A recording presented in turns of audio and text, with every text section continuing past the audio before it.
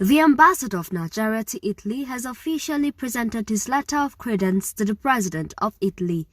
Abam's presentation at the Quirinal Palace, Rome, marks the assumption of diplomatic operations between Nigeria and Italy on the aviation sectors, political front, and economic cooperation. He noted that discussion had begun on ways to increase volume of trade and ensure resumption of direct flights in a bid to revive the relationship between the two countries since independence.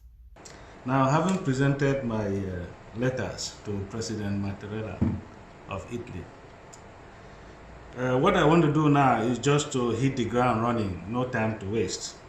I have to rejig our diplomatic relations. In fact, they have been lying down, dormant for a very long time, for over a decade.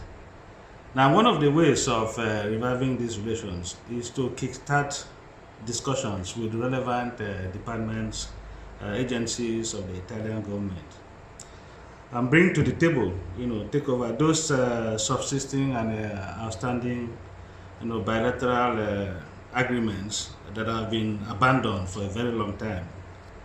Yeah, of particular interest is a bilateral air services agreement as the BASA. We have to resuscitate this agreement, bring it back to the table, discuss it, and that will give impetus to direct flights between our two countries.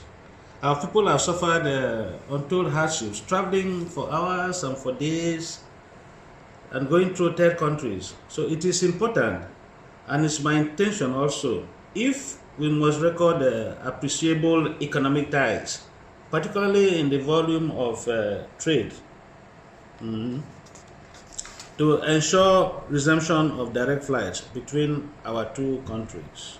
And he has offered to deploy 3 Boeing 777s and 3 Embraers.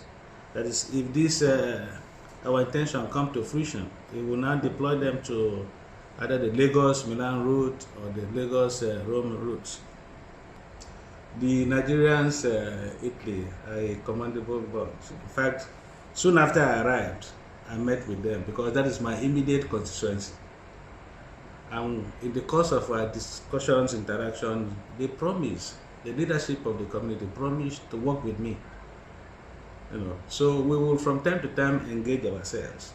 And I found out that they are doing legitimate businesses here, and they are very well behaved, obedient, very respectful.